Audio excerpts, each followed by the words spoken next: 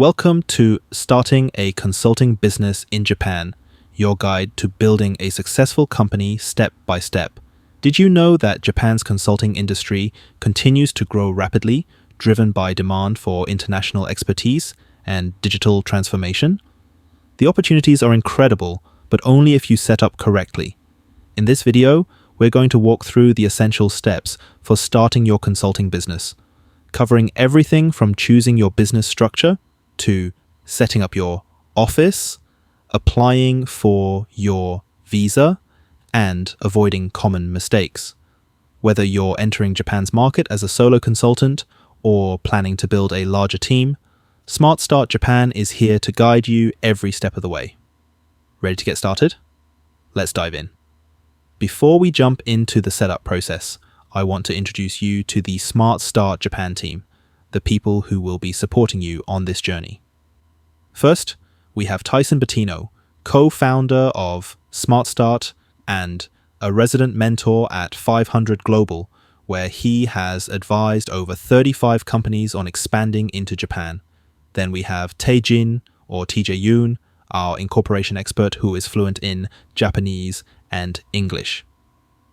TJ has successfully facilitated over 10 company setups and secured more than 40 loans and subsidies for foreign entrepreneurs. And supporting everything behind the scenes is Haikin Wong, our marketing manager, helping ensure your incorporation and subsidy applications move forward smoothly. With this team, you'll have personalized, experienced support to get your consulting business launched the right way. Starting a consulting company in Japan is easier when you break it down into clear, manageable steps. First, you'll need to prepare your documents, including your articles of incorporation, your ID, translations if necessary, and your company seal known as an inkan. Next, you'll choose your office location, making sure it meets Japan's requirements for registered businesses, which usually means securing a dedicated space around 20 square meters in size. After that, it's time to register your business with the Legal Affairs Bureau, choosing between a Kabushiki Kaisha, KK, or a Godo Kaisha, GK. If you're planning to live and work in Japan yourself, you'll need to apply for a business manager visa. Finally, once your registration is complete, you'll open a corporate bank account to handle your company's finances and daily operations. Each of these steps builds on the last, and missing even one can cause serious delays, so it's important to get them right from the start. Don't worry, we're going to walk you through every step in detail. The first step to launching your consulting company is gathering and preparing the right documents. You'll need your articles of incorporation, which will clearly state the purpose of your business, like management consulting, HR advisory, or IT strategy. You'll also need a form of official identification, such as your passport or your residence card, and proof that you have deposited your startup capital into a Japanese bank account. Another requirement is creating your company seal, or inkan, which is used for official documents, contracts, and banking. If you are applying for a business manager visa, you'll also need a detailed business plan explaining your services, target market, and financial projections. Visa-related forms must be completed carefully as well. Even small mistakes can cause major setbacks, so it's smart to have an expert review your documents before submission. That's where SmartStart Japan can save you a lot of time and trouble. After you've prepared your documents, the next step is securing a proper office space. For consulting businesses, you need a physical address, and it usually has to be at least around 20 square meters to meet registration standards.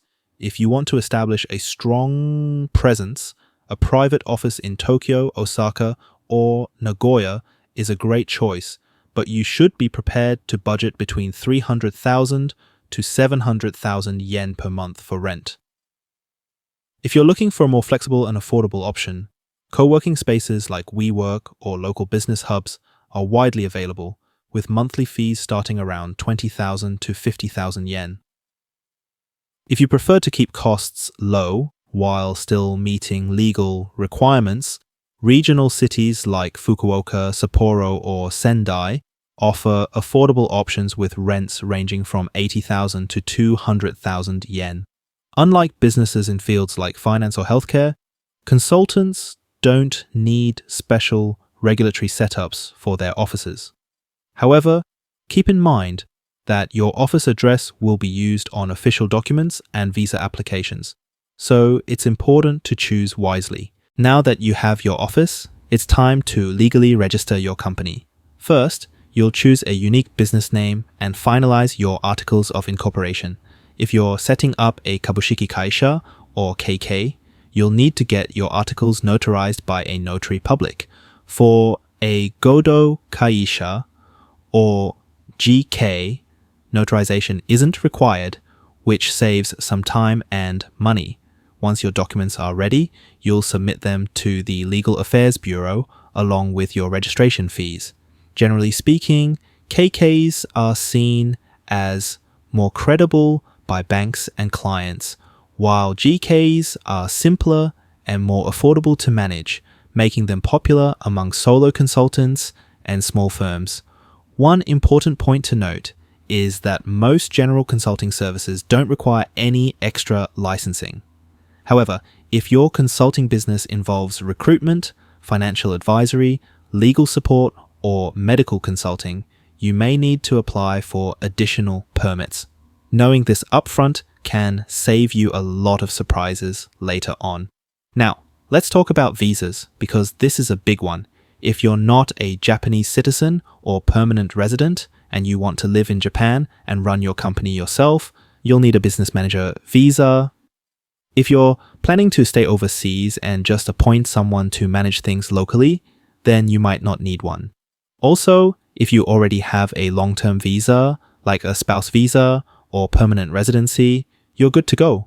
But for most of you watching this who plan to be hands-on with your business in Japan, the business manager visa is the way to go. And just a heads up, there's a special video linked below that walks you through the full business manager visa process if you want more details after this. Alright, once your company's registered, next up is opening a corporate bank account. This part can be tricky if you're a foreign entrepreneur, so listen close. You're going to need a copy of your company's registry certificate, your seal registration, your company seal itself, your passport or residence card, your articles of incorporation, and proof of your office lease. Most traditional banks in Japan like MUFG, SMBC, and Mizuho will want you to apply in person, and they can be pretty strict if you don't have a Japanese-speaking representative or a business history in Japan. But don't worry.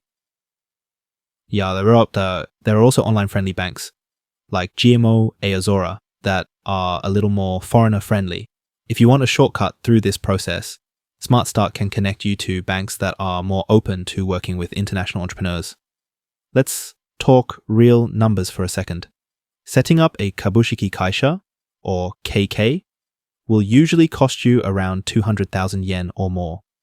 That includes notarization and registration fees. If you're setting up a godo kaisha, or GK, it's cheaper, about 60,000 yen since you skip the notarization step.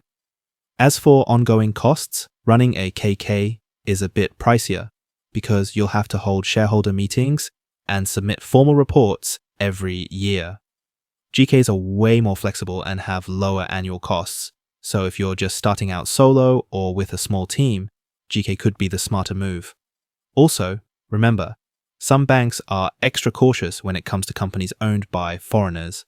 SmartStart can help you find the right banking partner to keep things moving smoothly. Alright, quick reality check. There are a few mistakes that trip up a lot of first-timers. First, misunderstanding the legal requirements, especially around the business manager visa.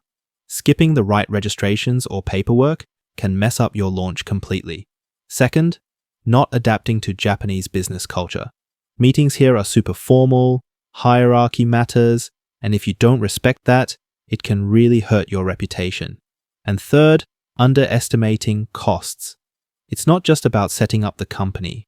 You'll also have ongoing costs for things like taxes, labor insurance, and annual filings. Planning ahead for all of that can save you a lot of headaches down the road. We get a ton of questions about this process, so let's hit some of the big ones. First, can you run a consulting business solo? Absolutely. A GK is perfect if you're planning to work on your own. Second, do you need to speak fluent Japanese? It's not a must, but honestly, it's a huge plus for building trust and closing deals. Third, how long does the visa process take? If you're applying for a business manager visa, plan for 2 to 3 months. Last one, do you need a special permit to run a consulting business? Most consulting services don't need a license, but if you're doing recruitment, finance, legal, or medical consulting, yeah, you'll need extra permits. If you're wondering if this really works, let me tell you about a couple of our clients.